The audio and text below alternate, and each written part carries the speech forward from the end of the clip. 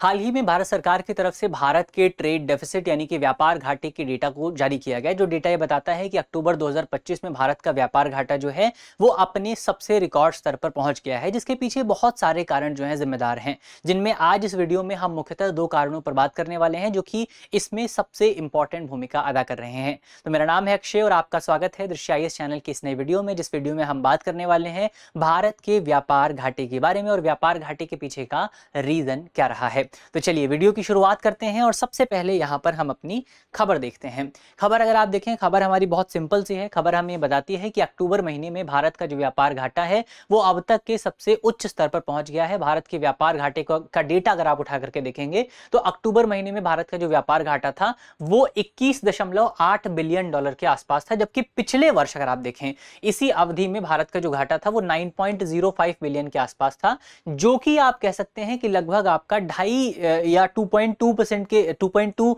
Times growth जो है वो यहाँ पर 2.2 या 2.3 टाइम्स ग्रोथ जो है वो यहाँ पर आपको देखने को मिली है। अक्टूबर 2025 में आयात बढ़ा है भारत का, यानी कि भारत ने सामान दुनिया के दूसरे देशों से ज्यादा मंगाया है और भारत का निर्यात कंपैरेटिवली कम रहा है। इन दोनों मामलों में मुख्यतः आपका जो कारण है वो मर्चेंट व्यापार था, यानी कि माल का जो व्यापार था, माल का आयात बढ़ा है और माल का निर्यात कम हुआ है। इसी वजह से भारत का जो व्यापार घटा है वो काफी बढ़ा है, जबकि सेवाओं के व्यापार पर कोई ज्यादा असर आपको देखने को नहीं मिला है। तो ये खबर हमने देखी। अब इस खबर में जो आपका व्यापार घाटा हुआ है उसके पीछे की सबसे बड़ी वजह क्या है, थोड़ा सा उसको हम समझने की कोशिश करते हैं। तो व्यापार घाटे के पीछे की सबसे बड़ी वजह अगर आप देखें तो इसमें दो वजह यहाँ पर जानकारों की तरफ से बताई जा रही है। कौन कौन सी दो वजह हैं? सबसे पहली, आपका व्यापार घाटे के दो कंपोनेंट हमने देखे। एक कंपोनेंट है आपका इंपोर्ट हो गया और दूसरा कंपोनेंट हो गया आपका एक्सपोर्ट हो गया। आप सबसे पहले इंपोर्ट की अगर आप बात करें, सबसे पहले मान लीजिए इंपोर्ट को छोड़ते हैं, सबसे पहले एक्सपोर्ट की बात करते हैं। एक्सपोर्ट यानी कि भारत दुनिया के दूसरे देशों को जितना सामान बेचता है उसमें क्या चेंज आया है।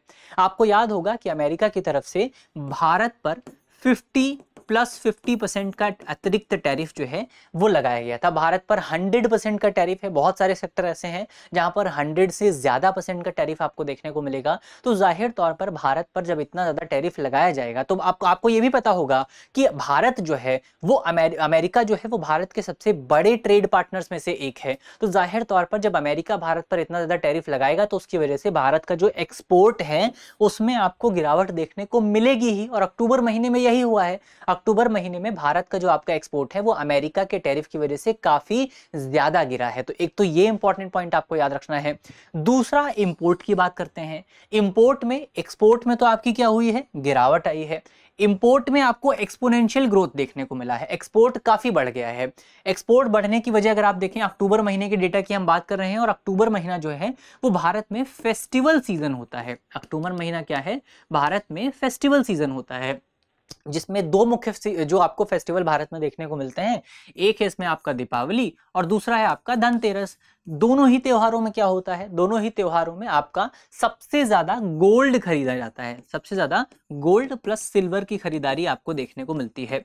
अब जब गोल्ड और सिल्वर की खरीदारी इतनी ज्यादा हो की जाएगी, भारत में इसका सांस्कृतिक महत्व आपको देखने को मिलता है, तो इसकी वजह से भारत में गोल्ड की डिमांड बढ़ेगी। जब भारत में गोल्ड की डिमांड बढ़ेगी तो इसकी वजह से गोल्ड का जो इंपोर्ट है वो भी बढ़ेगा। जब गोल्ड का इंपोर्ट बढ़ेगा तो भारत का इंपोर्ट बिल बढ़ेगा और इंपोर्ट बिल बढ़ने की वजह से भारत का ट्रेड डेफिसिट आपको बढ़ता हुआ नजर आएगा। तो जो इंपोर्ट भारत का बढ़ा है उसके पीछे मुख्य रीजन है फेस्टिवल सीजन, जिसमें सोने और चांदी की खरीदारी काफी ज्यादा की गई है। तो आपका इंपोर्ट बढ़ने का जो रीजन है वो हमने देखा फेस्टिवल सीजन है। एक्सपोर्ट कम होने का जो रीजन है वो हमने देखा कि आपका अमेरिका का जो टैरिफ है। और इन्हीं दोनों फैक्टर्स की वजह से एक्सपोर्ट क्या है हमारा कम हुआ है, इंपोर्ट हमारा बढ़ा है, जिसकी वजह से भारत का जो ट्रेड डेफिसिट है वो अपने उच्चतम स्तर पर, अपने सबसे ज्यादा लेवल पर पहुंच चुका है। तो ये पॉइंट हमने यहां पर देखा, वही बातें यहां पर लिखी हुई हैं। थोड़ा सा डेटा अगर आप देखें तो अमेरिका द्वारा लगाए गए टैरिफ के कारण भारत का जो निर्यात है वो काफी प्रभावित हुआ है। अक्टूबर 2025 में भारत का कुल निर्यात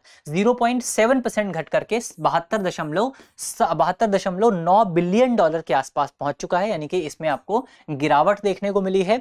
अक्टूबर 2025 में भारत के आयात की अगर आप बात करें तो इसमें 15% की ग्रोथ आपको देखने को मिली है, जो कि 94.7 बिलियन डॉलर के आसपास पहुंच चुका है। और इसके पीछे मुख्य रीजन जो है वो आपका आपका अक्टूबर महीने में काफी ज्यादा त्योहारों का होना है। भारत में सोने की खरीदारी की अगर आप बात करें, सोना काफी ज्यादा खरीदा गया है। सोने का आयात जो है अक्टूबर 2025 में लगभग 200% तक बढ़ा है। 200% बढ़कर के 14.7 बिलियन डॉलर के आसपास पहुंच गया। वहीं अगर आप सिल्वर की बात करें, चांदी की बात करें, तो चांदी में आपका 530% की ग्रोथ आपको देखने को मिली है और चांदी का जो आयात है वो 2.7 बिलियन डॉलर के आसपास पहुंच चुका है। तो ये पॉइंट यहां पर आपको याद रखना है। हालांकि चांदी में जो ग्रोथ हुई है उसके पीछे का मुख्य रीजन है कि चांदी का जो बेस था, चांदी का जो बेस कैलकुलेशन था वो काफी कम था। इसकी वजह से चांदी का जो परसेंटेज ग्रोथ है वो काफी ज्यादा यहां पर नजर आ रहा है। तो ये कुछ इंपॉर्टेंट पॉइंट हमने देखा। भारत में जो व्यापार घाटा बढ़ा है उसके पीछे का मुख्य रीजन क्या है। अब व्यापार घाटा होता क्या है, थोड़ा सा उसको भी हम समझ लेते हैं।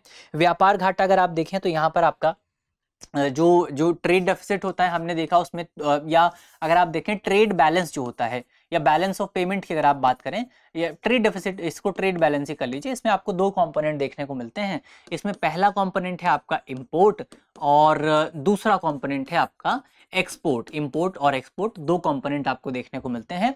इंपोर्ट का क्या मतलब होता है? इंपोर्ट का मतलब ये होता है कि भारत ने दुनिया के दूसरे देशों से कितना सामान मंगाया है और जब भारत सामान खरीदेगा तो उसके लिए भारत को पेमेंट भी करनी पड़ेगी। और एक्सपोर्ट का मतलब होता है कि भारत दुनिया के दुनिया के दूसरे देशों को कितना सामान बेचता है। जब भारत सामान बेचेगा तो दुनिया के दूसरे देशों से पैसा भी भारत को मिलेगा। तो यहां पर क्या हो रहा है, यहां पर पैसा जा रहा है और यहां पर पैसा आ रहा है। अब अगर एक्सपोर्ट जो है वो ज्यादा होता है और इंपोर्ट कम होता है तो ये क्या बन जाता है, ये आपका ट्रेड सरप्लस बन जाता है। क्या ट्रेड सरप्लस क्या है? तो दोबारा से आप याद रख लीजिए, ट्रेड सरप्लस क्या होता है कि जब एक्सपोर्ट जो है वो आपका ज्यादा होता है, किससे? इंपोर्ट से ज्यादा होता है। एक्सपोर्ट जो है वो इंपोर्ट से ज्यादा होता है तो इसको ट्रेड सरप्लस कहा जाता है। वहीं अगर आपका ट्रेड डेफिसिट होता है तो इसका मतलब यह है कि जब इंपोर्ट जो है वो आपका ज्यादा है और एक्सपोर्ट आपका कम है, तो ये क्या हो गया, ये आपका ट्रेड डेफिसिट हो गया। तो वर्तमान समय में क्या देखने को मिला है, वर्तमान समय में अक्टूबर महीने में ट्रेड डेफिसिट देखने को मिला है, जिसका मतलब ये हुआ कि भारत का इंपोर्ट ज्यादा होगा और भारत का एक्सपोर्ट कम होगा। तो यही जो बातें हैं, यही जो आपका डेटा है वो हमने पिछली स्लाइड में देखा था। तो ये कुछ जरूरी बातें जो थी वो हमने यहाँ पर आपका इंपोर्ट और एक्सपोर्ट डेटा को लेकर के देख ली हैं।